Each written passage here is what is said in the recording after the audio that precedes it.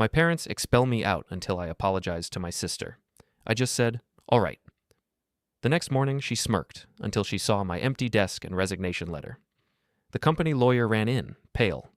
"Tell me you didn't post it." My dad's smile died on the spot.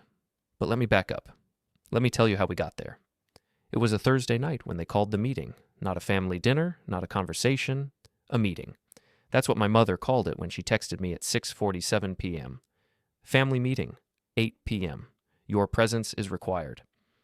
Required. Like I was an employee. Like I didn't help build the damn company from nothing. I showed up on time because that's what I do. I'm punctual, I'm reliable, I'm the one who always shows up, always delivers, always keeps my word. 32 years of that. 32 years of being the dependable one while my sister Amanda drifted through life like a dandelion seed, landing wherever the wind took her, expecting everyone else to deal with the consequences. The house was the same as it had been for 20 years. My parents bought it when the company started turning a real profit. 4 bedrooms, 3 baths, granite countertops, a backyard with a pool nobody used anymore. Upper middle class comfort that my father liked to pretend was modest. I parked on the street. Amanda's Tesla was in the driveway, naturally.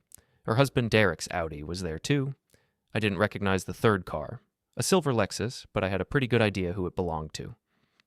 The front door was unlocked. I let myself in. They were all in the living room. My father sat in his leather recliner, the one he'd bought himself for his 60th birthday. My mother perched on the edge of the couch, her hands folded in her lap like she was posing for a portrait. Amanda sat next to her, and Derek stood behind them, one hand on Amanda's shoulder in a gesture that was probably meant to look supportive, but just looked possessive. The fourth person was Linda Vance, the company's attorney. She sat in the armchair across from my father, her briefcase on the floor beside her, her expression carefully neutral. "Close the door," my father said. I closed it. "Sit down." There was one chair left, a wooden dining chair someone had brought in from the kitchen. It was positioned in the center of the room, facing everyone else. I looked at it for a long moment, understanding exactly what this was. A trial, an interrogation, a sentencing. I sat down. My father cleared his throat. He did that when he was about to say something he'd rehearsed. "We need to talk about what happened last week." "Okay," I said. What happened last week was code for the board meeting. The one where Amanda had presented her proposal to pivot the company's entire business model based on a trend she'd read about in a Forbes article. The one where I'd pointed out, as diplomatically as I could, that her numbers didn't add up and her timeline was unrealistic. The one where she'd called me a dinosaur who was holding the company back. The one where I'd responded by presenting actual data, actual market analysis, actual projections based on our existing client base and capabilities. The one where she'd started crying and run out of the room, and Derek had followed her, and my father had adjourned the meeting without a vote. "You humiliated your sister," my mother said. Her voice was soft, disappointed. She was good at that. The soft disappointment cut deeper than anger. "I disagreed with her proposal," I said, in a board meeting where we're supposed to discuss proposals. "You made her cry," Amanda said. Her voice was tight, wounded. She was good at that, too. "I didn't make you do anything," I said. "I presented data." "You attacked her," Derek said, in front of everyone. "You knew she'd been working on that proposal for months." 3 weeks, I said. "She'd been working on it for 3 weeks. I know because I saw her start the PowerPoint." "That's not the point," my father said. He leaned forward, his elbows on his knees, his fingers steepled. "The point is that you're family. Family doesn't treat each other like that." I looked at him. Really looked at him. 62 years old, hair still mostly dark, lines around his eyes and mouth from decades of smiling for clients and investors. He'd built this company from nothing. He'd worked 80-hour weeks for years. He'd been smart, driven, relentless, and now he was sitting here, telling me that presenting factual information was treating family badly. "What do you want me to say?" I asked. "We want you to apologize," my mother said. "For what?" "For hurting your sister's feelings," she said, like it was obvious. I looked at Amanda. She was 30 years old, married, a vice president at the company despite never having held a job anywhere else. She was watching me with this expression I'd seen 1,000 times before. Hurt. Vulnerable. Waiting for me to be the bad guy who wouldn't give her what she wanted. "I'm sorry your feelings were hurt," I said. "That's not an apology," Derek said. "That's not taking responsibility." "I'm not responsible for her feelings," I said. "I'm responsible for doing my job, which is what I was doing." My father's jaw tightened. You're responsible for treating your sister with respect. I did. I treated her like a professional colleague presenting a proposal to the board. I evaluated the proposal on its merits. That is respect. No, my mother said. Respect is understanding that she's your baby sister and she's been through a lot and she doesn't need you tearing her down. Been through a lot. That was code for Amanda's life being a series of expensive disasters that the family had quietly cleaned up. The DUI that my father had made disappear with a generous donation to the local police benevolent fund. The credit card debt that my mother had paid off 3 times. The failed business ventures that had somehow always landed softly because someone in the family caught them. I didn't tear her down, I said. I pointed out that her proposal had problems. You embarrassed her, Amanda said. She was crying now. Real tears, not the pretty tears she could turn on at will. You always do this. You always make me feel stupid. I don't make you feel anything, I said. You feel what you feel. That's not my responsibility. See, Derek said, pointing at me. This is exactly what we're talking about. This attitude. This dismissiveness. This is a business, I said. Not a therapy session. Linda Vance hadn't said anything. She sat there watching, her face blank. I wondered how much my father was paying her to witness this. I wondered if she was billing hourly. Here's what's going to happen, my father said. He said it in his CEO voice, the one he used when a decision had been made, and he was just informing people. You're going to apologize to your sister, a real apology. You're going to acknowledge that you hurt her and that it was wrong. And you're going to support her proposal at the next board meeting. I stared at him. Support her proposal? It's a bad proposal. It would cost us millions and probably tank the company within 2 years. That's your opinion, he said. It's not an opinion. It's math. The board will decide, he said. But you will support it. As COO, your endorsement carries weight. Amanda deserves that support. She deserves honest feedback, I said, which is what I gave her. My mother shook her head. You don't understand. You've never understood. Family comes first. Always. I thought the company came first, I said. The company is family, my father said. We built it for family, for you and Amanda, for your future. But if you can't put family first, if you can't treat your sister with love and respect, then maybe you don't belong here. There it was, the threat, the ultimatum. I looked around the room again, at my father, who just threatened my job, at my mother, who just told me I didn't understand family, at Amanda, crying on cue, at Derek, standing there like a bodyguard, at Linda Vance, the lawyer, who was here because they'd expected this to go badly. They'd planned this, all of it. So that's it, I said. Apologize and fall in line, or else. We're not saying or else, my mother said. We're saying we love you and we want you to do the right thing. What happens if I don't? I asked. My father looked at Linda. Linda opened her briefcase and pulled out a folder. She handed it to me. I opened it. Inside was a letter. Formal. Legal. It outlined my suspension from the company. Effective immediately, pending a review of my conduct and commitment to company values. It was signed by my father as CEO and my mother as chairman of the board. You can't be serious, I said. We're very serious, my father said. You're suspended until you're ready to apologize and move forward constructively. This is insane, I said. This is family, my mother said, and sometimes family has to make hard choices to protect itself. I looked at the letter again. Suspended. No pay, no benefits. Effective immediately. I'd worked at this company for 14 years.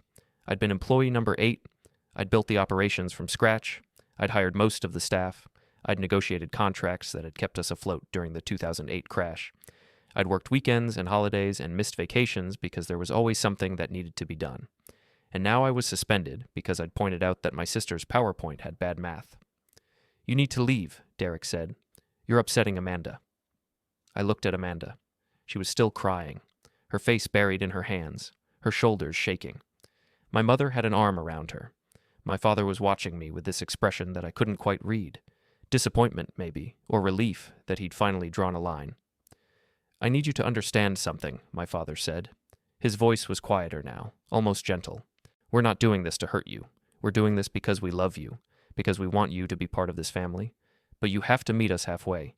You have to choose to be part of this. By lying, I said. By supporting a bad proposal that could destroy everything we built. By trusting your family, he said. By believing that we have everyone's best interests at heart. I stood up.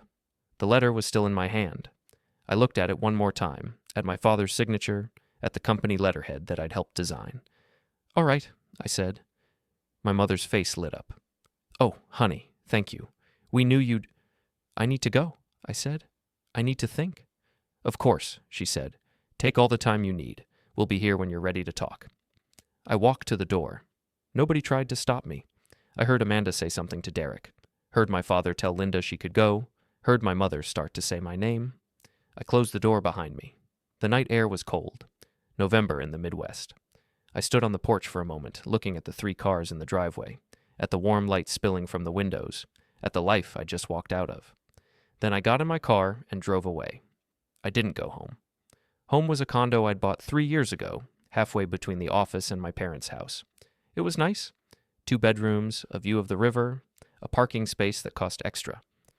It was the kind of place a successful 32-year-old professional was supposed to have. It was also the kind of place they'd expect me to go.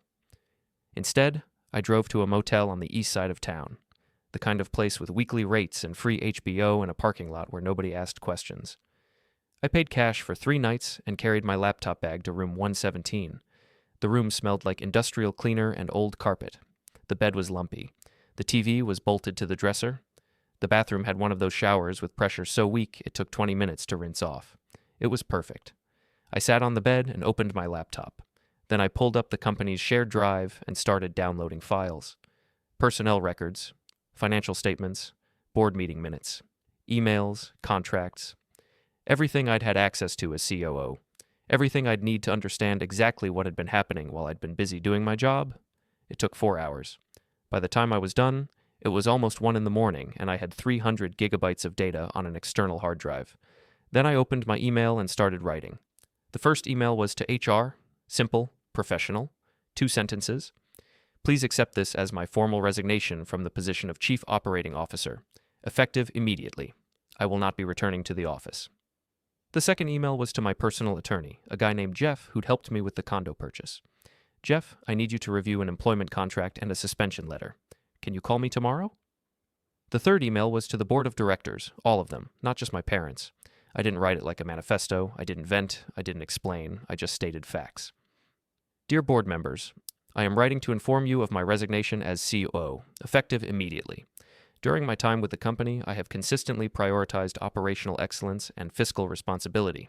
I am proud of what we have built together. However, I can no longer support the current direction of the company's leadership. The proposal presented at last week's board meeting contains significant financial and operational risks that I believe would be detrimental to the company's long-term viability. I have been suspended for expressing these concerns. Rather than compromise my professional judgment or the company's interests, I am choosing to step down.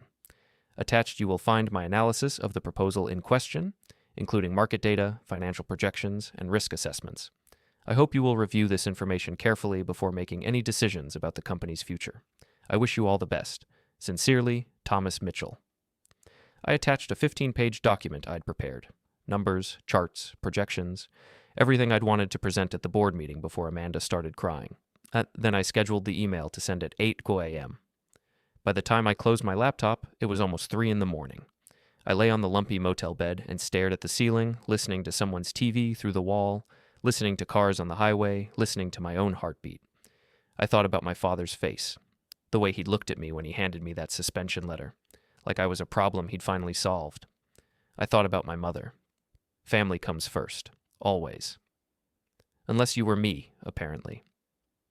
I thought about Amanda, crying, playing the victim, letting everyone else fight her battles. I thought about Derek, his hand on her shoulder, his self-righteous anger.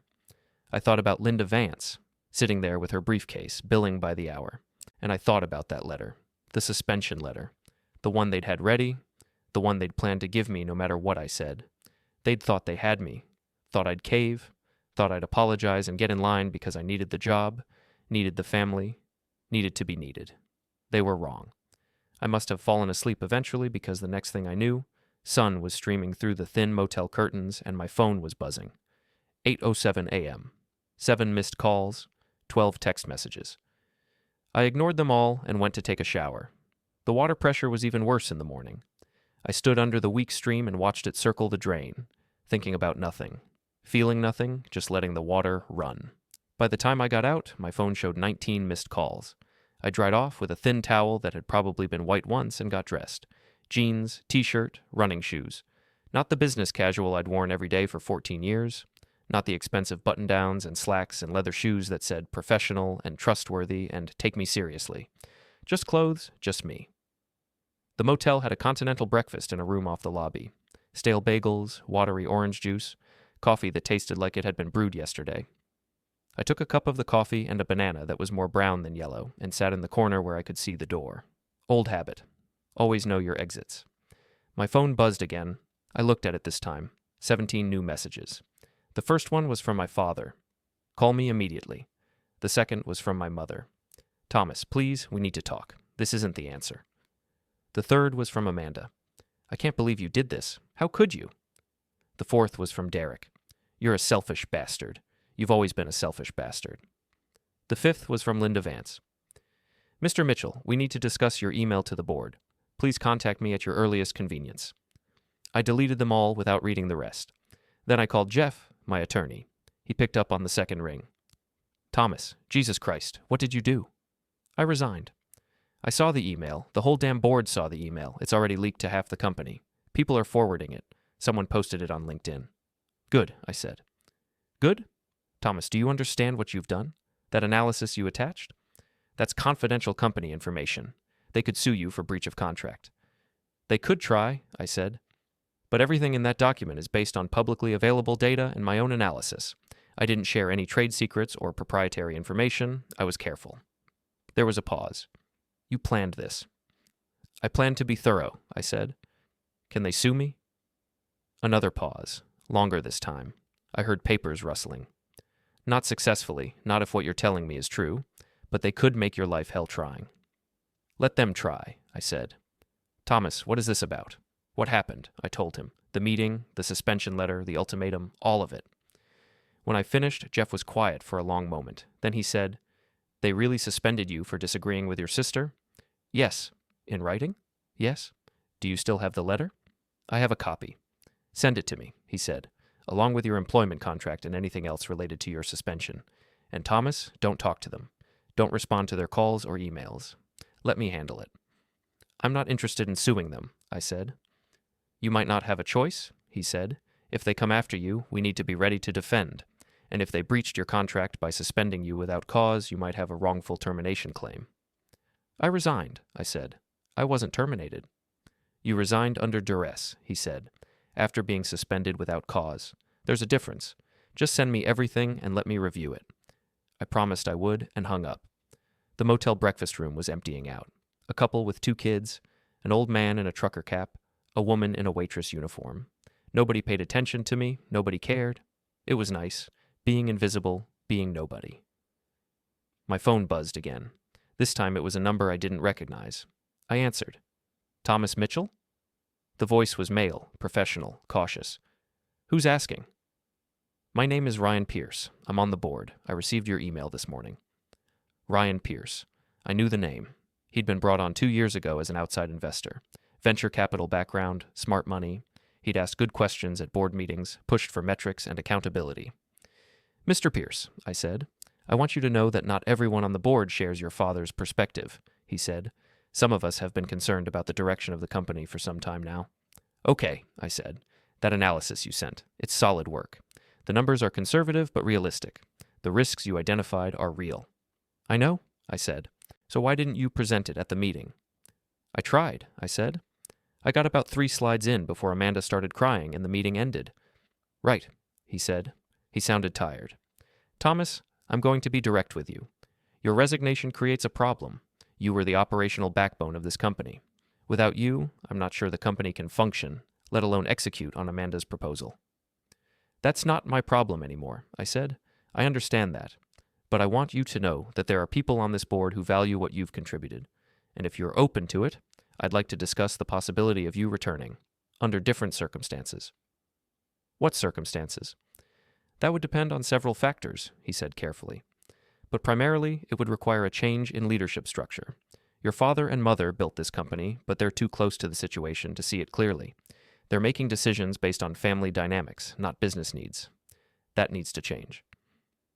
You want me to help you stage a coup? I said. I want to prevent the company from collapsing, he said, which is what will happen if we move forward with Amanda's proposal. The other board members are looking at your analysis right now. Some of them are asking questions. Hard questions. Good, I said. Will you at least consider coming back, if things change? I thought about it. About walking back into that building, about sitting in meetings with my father and mother and Amanda, about pretending everything was fine. No, I said. Thomas, I'm done, I said. I gave that company 14 years. I gave it everything. And the moment I said something they didn't want to hear, they threw me out. So no, I'm not coming back. Not for you, not for them, not for anyone. I understand, he said. He sounded like he actually did. But if you change your mind, call me. And Thomas, watch your back. Your father is angry, really angry. And when he gets like that, he doesn't always make the best decisions. Thanks for the warning, I said. I hung up and finished my terrible coffee. My phone buzzed again. Another call from my father. I sent it to voicemail. Then I grabbed my laptop bag and left the motel. The company was downtown, in a renovated warehouse building with exposed brick and industrial lighting and a coffee bar in the lobby. It took 30 minutes to drive there. I parked 2 blocks away and walked. It was 9:15 a.m. People were arriving for work.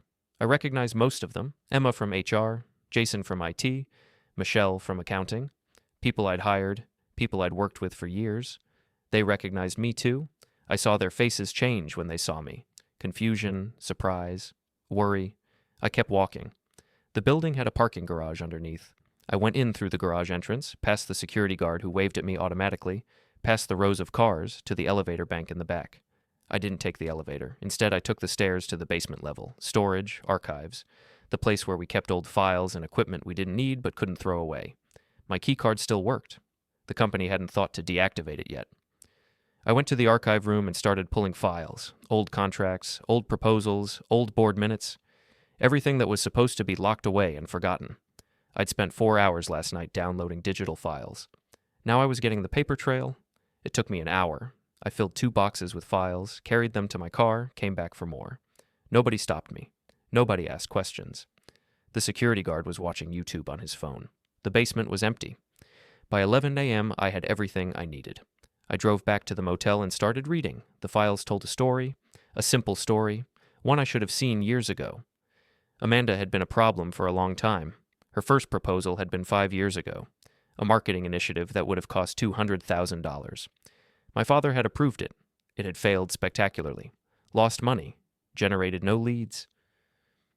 The campaign had been pulled after 6 months.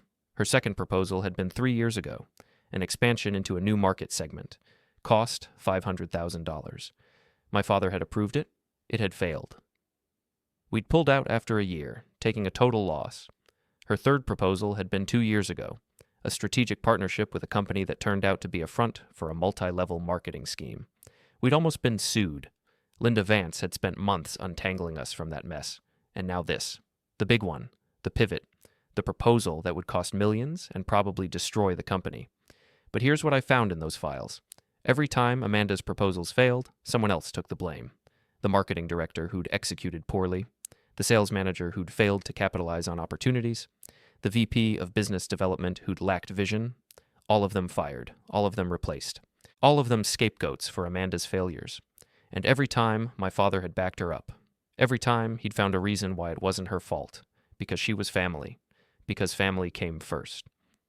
I sat in that motel room with those files spread out on the bed and felt something I hadn't felt in a long time. Clarity. This wasn't about me disagreeing with Amanda. This wasn't about hurt feelings or family dynamics or professional differences.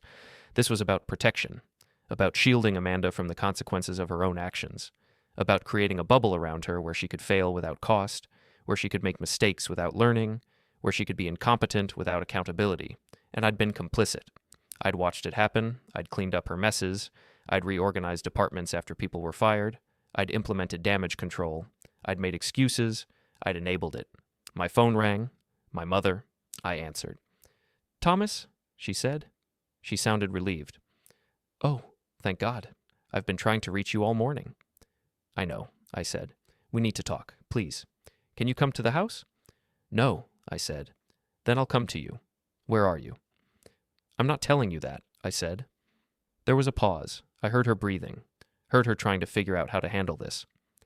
Thomas, this has gone far enough, she said. Her voice was harder now. The disappointment was gone, replaced by something sharper. You've made your point. You got everyone's attention. Now it's time to be an adult and work this out. I am being an adult, I said. I'm making adult decisions based on adult logic. You just don't like what I decided. You embarrassed us, she said. That email. That analysis. You made us look like fools. I made Amanda's proposal look foolish, I said. Because it is foolish. There's a difference. You don't understand, she said. You don't understand what we've been trying to do. We've been trying to help her, to give her a chance to prove herself. She's had 5 chances, I said. 5 expensive chances. And every time, someone else paid the price. That's not fair, she said. It's accurate, I said. I just spent the morning reading files. 5 years of files. Every proposal she's made, every failure, every person who got fired so she could save face. Silence on the other end. You knew, I said. You knew all of it, and you let it happen. She's my daughter, my mother said. Her voice was quiet now, almost broken. She's my baby. What was I supposed to do? Let her fail? Let her think she wasn't good enough? Yes, I said. That's exactly what you were supposed to do, because she's not good enough. Not for this, not yet, maybe not ever. And pretending otherwise doesn't help her. It just hurts everyone else. You don't understand what it's like, she said. You've always been successful. Everything has always come easy to you. You don't know what it's like to struggle, to need help. Neither does Amanda, I said, because you've never let her struggle. You've never let her learn. You've just cushioned every fall and blamed everyone else and told her she was perfect. She is perfect, my mother said. She's my daughter, and she's perfect. Then she doesn't need my apology, I said. She doesn't need my support. She doesn't need anything from me. Thomas, I hung up. My hands were shaking. I realized I was angry. Really angry. The kind of anger that sits in your chest like a hot stone, that makes your jaw tight and your vision narrow. I'd spent 14 years swallowing that anger, suppressing it, telling myself it was fine, it was family, it was just the way things were. I was done swallowing. My phone buzzed. Text message. My father this time. We need to talk. Now. This is not a request. I typed back. I have nothing to say to you. 3 dots appeared. Disappeared, appeared again. You will regret this. I stared at those words for a long moment. Then I typed, I already regret giving you 14 years. What's a little more? I blocked his number. Then I blocked my mother's number. Then I blocked Amanda's number. Then I blocked Derek's number. Then I blocked the company's main line. Then I sat on that motel bed, surrounded by files and evidence and the accumulated weight of 14 years of other people's failures, and I felt something I hadn't felt in a very long time. Free. I spent the next 3 days in that duplex doing nothing. No emails, no calls, no contact with the outside world except for occasional texts with Ellen. I slept, I ate, I watched bad TV, I let my mind go blank. On the 4th day, Jennifer Rawlings called. I've verified everything, she said. Talked to 3 former employees, 2 current board members, and reviewed all the financial documents you gave me. It's worse than I thought. How much worse? I asked. The 5 failures you documented? They're not the only ones. There were at least 3 smaller projects that failed before those, and the scapegoating goes back even further. There's a pattern here that spans almost the entire time Amanda has worked at the company. How much money? I asked. Total losses? Conservatively, about $4.5 million. I felt something cold settle in my chest. $4.5 million. More than I'd calculated. And the board knows this? I asked. Some of them do now, she said. The ones I talked to were shocked. They'd been told the failures were isolated incidents, bad luck, market conditions. They didn't realize it was a pattern. When are you publishing? I asked. End of the week, she said. I want to give your father a chance to comment. Professional courtesy. He won't talk to you, I said. Probably not, she said. But I have to try. It's ethical journalism. And if he does talk? If he spins it? I have the documents, she said. I have the interviews. I have the numbers. His spin won't matter. I hoped she was right. Thomas, she said, I need to warn you about something. What? When this publishes, it's going to be big, not just local. National business press will pick it up. Maybe cable news. This is the kind of story people care about. Nepotism, corruption, family business gone wrong. I know, I said. Your family is going to know you talked to me, she said, even without attribution. They'll figure it out, and they're going to be angry. I know, I said again. Are you prepared for that? No, I said, but I'm doing it anyway. She was quiet for a moment. You're braver than you think. I'm not brave, I said. I'm just done being a coward. We hung up. I sat in that duplex in that anonymous room and thought about what was coming. The article, the fallout, the end of whatever was left of my relationship with my family. I should have felt regret, should have felt guilty, I should have felt something other than this cold, clear certainty, but I didn't, because they'd made their choice. They'd chosen Amanda over truth, over integrity, over me, and now I was making mine. That night, I dreamed about the company, about walking through the office, seeing empty desks, seeing boxes packed, seeing people crying. I woke up at 3 a.m, sweating, heart pounding. I got up and made coffee and sat on the couch, watching the street through the window, waiting for dawn. My burner phone buzzed. Unknown number, I answered. Thomas, my father's voice, hard, controlled, furious. How did you get this number? I asked. Ellen, he said. She's very helpful when people ask nicely. I closed my eyes. Ellen. Of course. She'd probably thought she was helping, thought it was time for reconciliation. What do you want? I asked. I want you to stop, he said. Whatever you're doing, whatever you've planned, stop it now. I'm not doing anything, I said. Don't lie to me, he said. I know you've been talking to reporters. I know you've been spreading lies about your sister, about the company, about me. I haven't lied about anything, I said. You gave them confidential information, he said. You violated your employment contract. You committed corporate espionage. I resigned, I said. My employment contract ended the moment I sent that email, and everything I shared was based on publicly available information or my own analysis. You think you're so smart, he said. You think you're the only one who knows how things really work, but you're wrong. You're wrong about everything. Am I wrong about the $3 million Amanda wasted? I asked. Am I wrong about the 5 people who got fired to protect her? Am I wrong about the new proposal that will probably destroy the company? You're wrong about what matters, he said. Family matters, loyalty matters, and you've betrayed both. No, I said. You betrayed me. You chose her over everyone else. Over me. Over the company. Over 53 people who trust you to make good decisions. She's my daughter, he said. So am I your son, I said. But apparently that doesn't count for much. There was silence on the other end. Long. Heavy.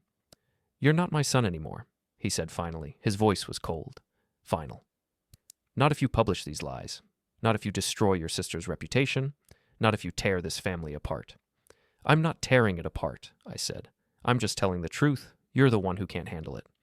Then we're done, he said. You and me, we're done. Don't call. Don't write. Don't show up. You're not welcome here anymore. You're not part of this family. Fine, I said. Fine? He said. He sounded surprised, like he'd expected me to back down, to apologize, to beg for forgiveness. Fine, I said again. If that's what you want, if that's the price of telling the truth, then fine. He hung up. I sat there with the phone in my hand, staring at the screen, feeling nothing. Disowned. Officially. Finally. I should have felt something. Grief, loss, regret. Instead, I just felt relief. The next morning, I called Jeff. My father just disowned me, I said. Jesus, Thomas, are you okay? I'm fine, I said. But we need to talk about the company, about my shares. I'd forgotten about the shares. When the company incorporated 15 years ago, my father had given me and Amanda each 10% equity. It was supposed to be our inheritance, our stake in the family business. You still own those shares, Jeff said, even if you're not working there, even if he disowned you. Those shares are yours. Can he take them back? I asked. Not without cause, Jeff said. And disagreeing with him isn't cause. Neither is resigning. You'd have to do something illegal. Fraud, embezzlement, something that violates the shareholder agreement. I haven't done anything illegal, I said. Then your shares are safe, he said. In fact, as a 10% shareholder, you have rights. You can call for a special board meeting. You can demand financial audits. You can vote against proposals. Even if I don't work there? Ownership and employment are separate, he said. You own 10% of the company. That gives you power. I thought about that. 10%. Not enough to control anything, but enough to cause problems. Jeff, I said, What happens if Amanda's proposal passes and the company fails? Then the company goes bankrupt, he said. Shareholders lose their investment. Employees lose their jobs. It's bad for everyone. And if the proposal doesn't pass? Then the company survives, he said. Probably continues on its current trajectory. Stable, but not spectacular. What if there was a third option? I asked. What option? What if someone forced a leadership change, new management, new direction, a real plan instead of Amanda's vanity projects? That would require a majority vote of the board, Jeff said. Do you have that? Not yet, I said, but I might be able to get it. Thomas, what are you planning? I'm planning to save the company, I said, even if they don't want me to. I hung up and opened my laptop. Then I started making a list. Board members, all of them. Who'd voted for what? Who'd supported Amanda? Who'd had doubts? Who'd been asking questions? Ryan Pierce was already on my side. That was one vote. There were two other outside investors, both venture capital types, both numbers people, both probably horrified by the financial analysis I'd sent. That was 3 votes, maybe. There were 2 family friends who'd been given board seats early on, both loyal to my father, probably lost causes. That was 2 votes against, my parents. 2 votes for Amanda's proposal, always. Amanda herself, 1 vote for her own proposal. Obviously. Derek wasn't on the board, thank God. That left 2 more seats, both occupied by senior employees who'd been promoted to the board as a reward for long service. Those were the wild cards. They probably felt loyal to my father, but they also knew what was really happening at the company. They'd seen the failures, they'd seen the firings. If I could get them on my side, I'd have 6 votes, majority. But how? I spent the rest of the day researching, looking up the 2 senior employees, understanding their histories, their roles, their concerns. One was the CFO, a woman named Grace Wu. She'd been with the company for 12 years, started as an accountant, worked her way up, smart, thorough, professional. She'd probably seen the financial impact of Amanda's failures up close. She'd probably been the one cleaning up the numbers, explaining the losses to auditors, trying to keep the books balanced. The other was the VP of Sales, a man named Tom Breslin. He'd been there for 10 years. He'd survived 4 different reorganizations. He'd seen people fired. He'd probably been blamed for some of Amanda's failures. If anyone had a reason to vote against her proposal, it was them. I composed 2 emails, careful, professional, respectful. To Grace Wu. Grace, you don't know me well, but I've always admired your work. The way you've kept the company's finances stable through some very difficult years. I imagine you've seen the analysis I sent to the board regarding Amanda's proposal. I imagine you have concerns. I'd like to talk to you about those concerns. Not to convince you of anything, just to share information, to make sure you have all the facts before the vote. If you're willing, call me at this number. Sincerely, Thomas Mitchell. To Tom Breslin. Tom, we've worked together for 10 years. You've always been straight with me, and I've tried to be straight with you. I know you've seen a lot of people fired over the years. Good people, people who didn't deserve it. I think you deserve to know the full story before the board votes on Amanda's proposal. If you are willing to listen, call me, Thomas. I sent both emails from an anonymous account and waited. Grace called 2 hours later. Mr. Mitchell, she said. She sounded nervous. I got your email. Thank you for calling, I said. I shouldn't be talking to you, she said. Your father made it very clear that anyone who communicates with you will be fired. He can't fire you for talking to a shareholder, I said. That's illegal. He can fire me for anything, she said. At will employment. Then this conversation never happened, I said. I won't tell anyone we talked, I promise. She was quiet for a moment. What do you want? I want to know what you think about Amanda's proposal, I said. I think it's a disaster waiting to happen, she said. Her voice was quiet, careful, like she was confessing a crime. The numbers don't work. The timeline is impossible. The market research is superficial at best. If we move forward with it, we'll be bankrupt in 18 months. Have you told the board this? I asked. I've tried, she said. But your father doesn't want to hear it. He says I'm being too conservative, that I don't understand innovation. Do you have documentation? I asked. Your own analysis? Of course I do, she said. I'm the CFO. It's my job. Oh, will you present it at the board meeting? Silence. Grace, I said. 53 people are going to lose their jobs if this proposal passes. You know that. You've seen the numbers. I know, she said. But I'll lose my job if I speak up. You'll lose it anyway when the company goes bankrupt, I said. More silence. I need to think about it, she said. The meeting is in 3 days, I said. I know, she said. Grace, I said, you're the only one who can stop this. The board trusts you. They trust your numbers. If you present the real analysis, if you show them what this proposal will actually do, they'll listen. Maybe, she said. Please, I said. She hung up without answering. Tom Breslin called an hour later. Thomas, he said. He sounded tired. I've been expecting this call. You have? I asked. I've been in sales for 30 years, he said. I know when someone's building a case, and you've been building one hell of a case. What do you think of it? I asked. I think you're right, he said. I think Amanda's proposal is garbage. I think she's been failing upward for years, and I think your father's been covering for her because he can't admit his daughter isn't qualified. So you'll vote against it? I asked. I don't know, he said. Why not? Because I'm 60 years old, Thomas. I've got 3 years until retirement. I've got a pension vested. I've got a daughter in college. I can't afford to lose this job. You'll lose it anyway if the company fails, I said. Maybe, he said. But at least I'll have tried to be loyal. At least I'll have done what they asked. Even if what they're asking is wrong? Even then, he said. Tom, I said, you're better than this. You know you are. He laughed. It was a bitter sound. Am I? I've spent 10 years watching good people get fired for things that weren't their fault. I've kept my head down. I've played the game. I've survived. Is that better? No, I said. But you can change that. You can do the right thing. Finally. The right thing, he said. You know what the right thing gets you? Fired. The right thing gets you blacklisted. The right thing gets you sitting at home at 60 years old with no job and no references and no prospects. The right thing, I said, gets you to look at yourself in the mirror without shame. He was quiet for a long time. I'll think about it, he said. He hung up. I sat in that duplex and looked at my burner phone and wondered if I'd just made things better or worse. Jennifer Rawlings called. Article publishes tomorrow, she said. Front page of the business section, full exposure. Okay, I said. Are you ready for this? She asked. No, I said, but it doesn't matter. Thomas, she said, whatever happens, you did the right thing. Everyone kept saying that, the right thing, like it was supposed to make me feel better. It didn't, because the right thing hurt, the right thing cost, the right thing meant losing everything, but it was still the right thing, and that had to be enough. The article published at 6 a.m.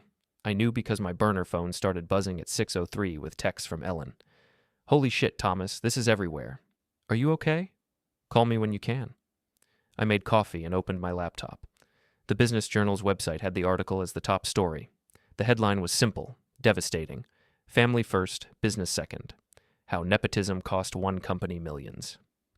Jennifer had done exactly what she'd promised. No direct quotes from me, no attribution, just facts, numbers, documents, interviews with former employees and board members. The article laid it all out. Amanda's 5 major failures. The $3 million in losses, the 5 people fired, the new proposal that would likely bankrupt the company, the pattern of protection and enablement. And running through it all, the implicit question, how did this happen? How did a successful company end up being run like a family therapy session? By 7 a.m, the story had been picked up by 3 national business outlets. By 8, it was trending on social media. By 9, a cable news network was doing a segment on nepotism in family businesses, using my father's company as a case study. My burner phone rang. Jeff. Have you seen it? He asked. Yes, I said. Thomas, this is massive. The SEC is going to investigate. The IRS might get involved. Your father's company is going to be under a microscope. Good, I said. You don't understand, Jeff said. This isn't just bad publicity. This is existential. The company might not survive this. And if it doesn't, a lot of people lose their jobs. They were going to lose their jobs anyway, I said. At least this way, there's accountability. You sound like you don't care, he said. I care, I said. I care that the truth is out. I care that people know what really happened. I care that maybe finally there will be consequences. Jeff was quiet. The board meeting is today, 2:00. Emergency session. I know, I said. Are you going to be there? I'm a shareholder, I said. I have a right to attend. Thomas, if you show up, it's going to be a war zone. I know, I said. Are you sure about this? No, I said. but I'm doing it anyway. I hung up and looked at the time. 9:23. I had less than 5 hours before the meeting. I showered, shaved, put on the only decent clothes I had, slacks and a button-down shirt I'd shoved in my bag when I left that first night. Then I got in my car and started driving. The trip took 8 hours. I drove straight through, stopping only for gas and coffee. I listened to talk radio and podcasts and nothing at all, just the sound of the road. I thought about what I was going to say, what I was going to do, how I was going to face them. I thought about my father's voice on the phone. You're not my son anymore. I thought about my mother's disappointment. Family comes first. I thought about Amanda, crying, always crying, never facing anything. I thought about Grace and Tom and the choice they had to make. I thought about those 53 people, the ones who still showed up every day, who still did their jobs, who still trusted that everything would be okay. I got to the city at 1:47, 13 minutes before the meeting. I parked 2 blocks from the office and walked. The building looked the same brick, same industrial lighting, same coffee bar in the lobby. Different, though. Smaller, somehow, less impressive than I remembered. I took the elevator to the 4th floor, the conference room. I could hear voices through the door. Angry voices, my father's, Derek's, Amanda's. I checked my watch. 1:59. I opened the door. Everyone stopped talking. 12 people around the conference table. My parents at the head. Amanda next to them. Derek standing behind her chair. The board members in their usual seats. Grace Wu, pale and nervous. Tom Breslin, not looking at anyone. Ryan Pierce, watching me with something that might have been respect. And Linda Vance, the attorney, taking notes. "You're not welcome here," my father said. His voice was flat, cold. "I'm a shareholder," I said. "I have a right to attend board meetings." "You have no rights," Derek said. "You lost them when you betrayed your family." "I didn't betray anyone," I said. "I told the truth." "You lied to a reporter," Amanda said. She'd been crying. Her eyes were red, her makeup smudged. "You made me look incompetent." "I didn't make you look incompetent," I said. "Your failures did that." "How dare you?" my mother said. She stood up, shaking with anger. "How dare you stand there and act like you're the victim? You destroyed your sister's reputation. You destroyed this company's reputation. You destroyed this family." "I destroyed nothing," I said. "I documented what was already destroyed. I just made it visible." "Get out," my father said. "No," I said. "Get out or I'll have security remove you." "Try it," I said, "and I'll sue you for violating my shareholder rights. I'll sue the company for wrongful termination. I'll sue everyone in this room for breach of fiduciary duty. And then I'll call Jennifer Rawlings and give her an exclusive interview about how you physically ejected your own son from a board meeting." My father's face went red. "You wouldn't dare." "Try me," I said. I didn't go back to Portland, not yet. Instead, I checked into another motel on the east side, a different one this time, not the first one where Derek had tracked me down. I paid cash, used a fake name, carried my bag to room 224 and locked the door. Then I sat on the bed and waited. I didn't know what I was waiting for. A phone call, maybe? An email? Something? Some sign that the board was going to do what needed to be done? Or maybe I was waiting for my father to call, to tell me I'd won, to tell me he was sorry, to tell me something other than, "You're not my son anymore." But that call never came. Instead, my burner phone buzzed with a text from Ellen. "Are you okay? I saw the news. It's everywhere." I typed back, "I'm fine. Thanks for checking." "Where are you?" "Better if you don't know," I typed. 3 dots appeared. Disappeared. Appeared again. "Thomas, I'm worried about you." "Don't be," I typed. "I know what I'm doing." That was a lie. I had no idea what I was doing. I was flying blind, making it up as I went, hoping I didn't crash. But Ellen didn't need to know that. Jeff called an hour later. "I just got off the phone with Linda Vance," he said. "She said the board meeting was explosive." "That's one word for it," I said. "She also said you were there, that you showed up and faced them down." "I showed up," I said. "I didn't do much else." "Thomas, you changed everything," Jeff said. "Grace spoke up because you gave her cover. Tom voted no because he saw you taking the risk. Ryan had the courage to challenge your father because you'd already broken the seal. You did that." "They did it themselves," I said. "With your help," Jeff said, "whether you want to admit it or not." I didn't say anything. "There's going to be fallout," Jeff said. "Legal challenges, HR investigations, maybe regulatory scrutiny. Your father's not going to go quietly." "I know," I said. "And Linda thinks the board is going to force him out, replace him as CEO. They're meeting again in 2 days to discuss it. Good, I said. Is it good? Jeff asked. Thomas, that's your father. He built that company from nothing. He's going to lose everything. He already lost everything, I said. He just didn't know it yet. Jeff was quiet for a moment. Are you okay? Really? I don't know, I said. Ask me in a month. We hung up. I spent the rest of the day in that motel room, watching cable news, watching the story grow. The article had sparked a national conversation about nepotism in family businesses, about corporate governance, about the damage caused when emotion overrides judgment. My father's company was at the center of it. The example, the cautionary tale. I should have felt vindicated, should have felt satisfied, should have felt like I'd won. Instead, I just felt empty. That night, I dreamed about my father, about him sitting in his leather recliner, staring at nothing, his empire crumbling around him. I woke up at 3 a.m, heart pounding, covered in sweat. I got up and made instant coffee with the motel's ancient coffee maker, drank it standing by the window, watching the parking lot, watching nothing. My burner phone buzzed. Text message, unknown number. I need to talk to you, please. This is Grace. I stared at the message for a long time, then typed back, How did you get this number? Jennifer Rawlings gave it to me. She said you'd want to hear this. Hear what? Not over text. Can we meet? I should have said no, should have stayed away, should have let them handle it without me, but I typed, When? Tomorrow morning, 8 a.m., coffee shop on Maple Street. You know the one? I did. It was 2 blocks from the office. Public, safe.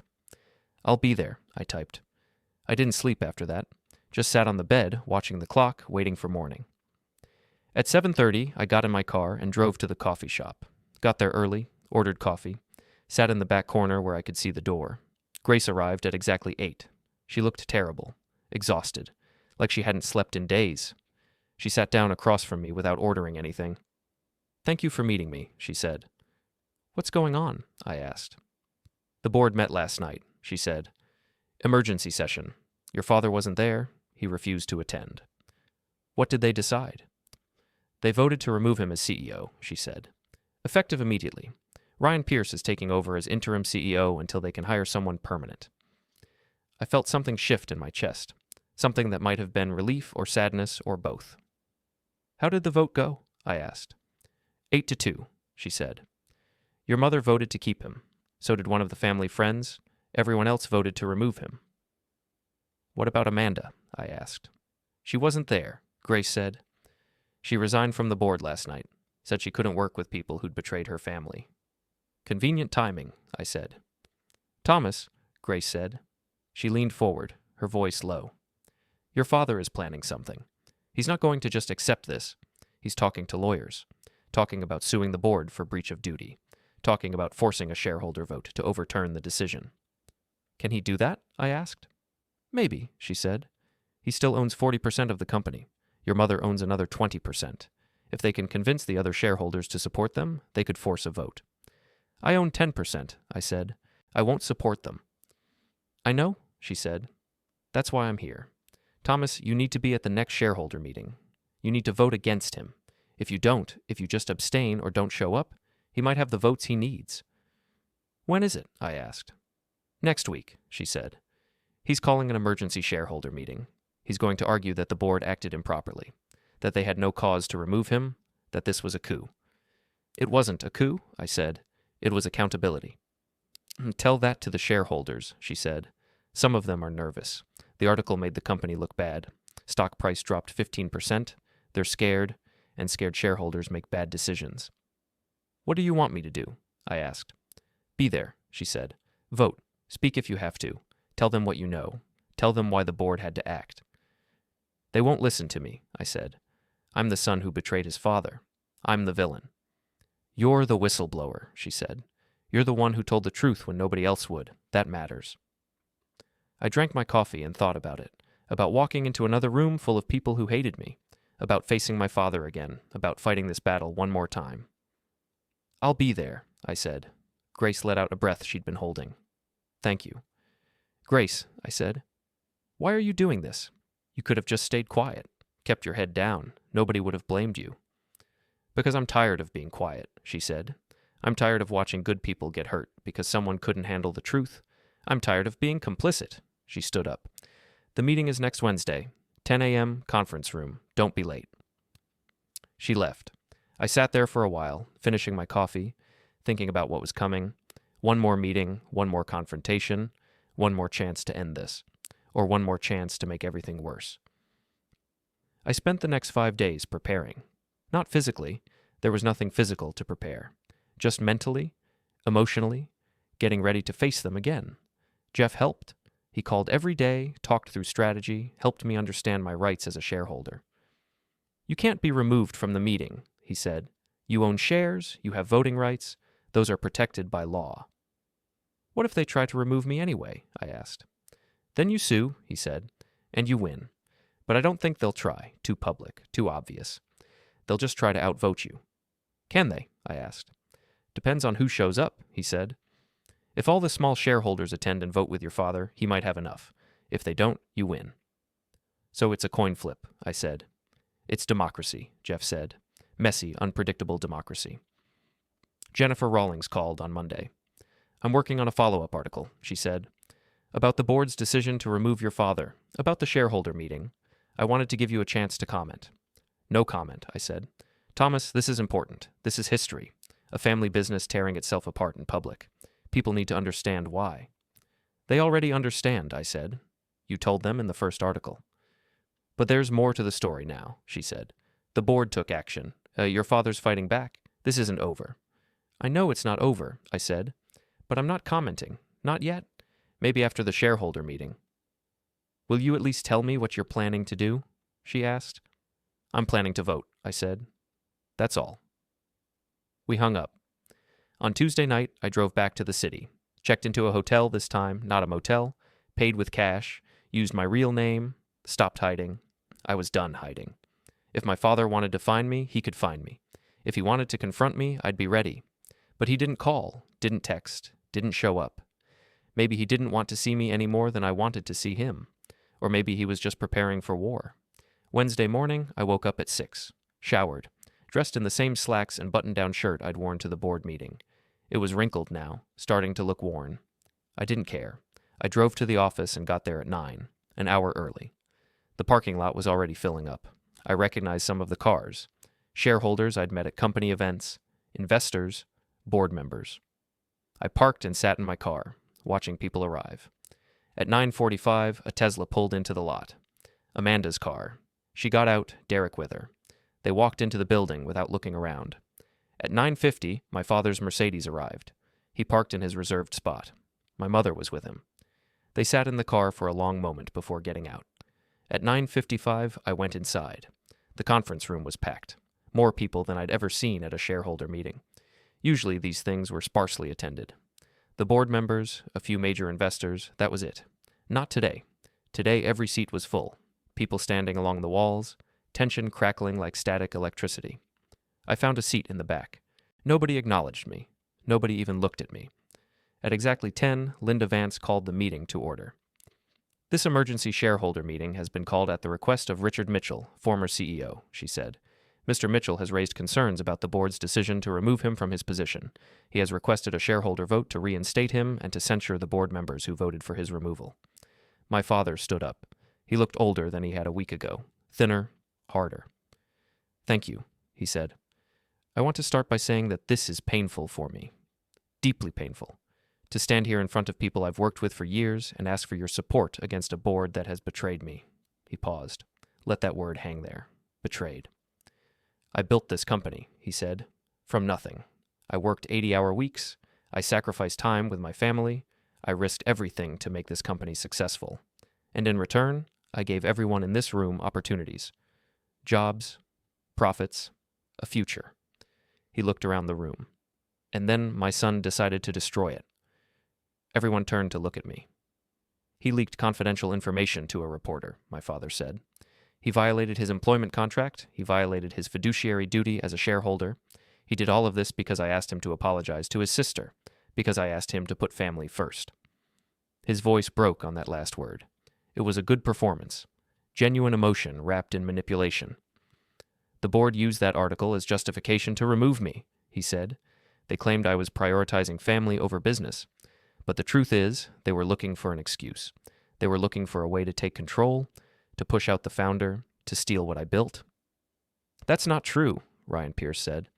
You don't get to talk yet, my father said. This is my time. Ryan sat back down. I'm asking you, as shareholders, to reinstate me as CEO, my father said, and to remove the board members who voted against me, because if we don't stop this now, if we let them get away with this coup, this company will never be the same. It will never be a family company again. It will just be another soulless corporation run by outsiders who don't care about our values. He sat down. The room was silent. Linda Vance stood up. Does anyone else wish to speak before we vote? Ryan Pierce stood up. I do. Recognized, Linda said. Everything Richard just said is a lie, Ryan said. His voice was calm, professional. The board didn't remove him because of Thomas's article. We removed him because he was prioritizing family loyalty over sound business judgment, because he was enabling a pattern of failure that had cost this company millions of dollars, because he threatened to fire the CFO for presenting accurate financial analysis. That's a lie, my father said. It's documented, Ryan said. It's on the record. Linda was there. She heard everything.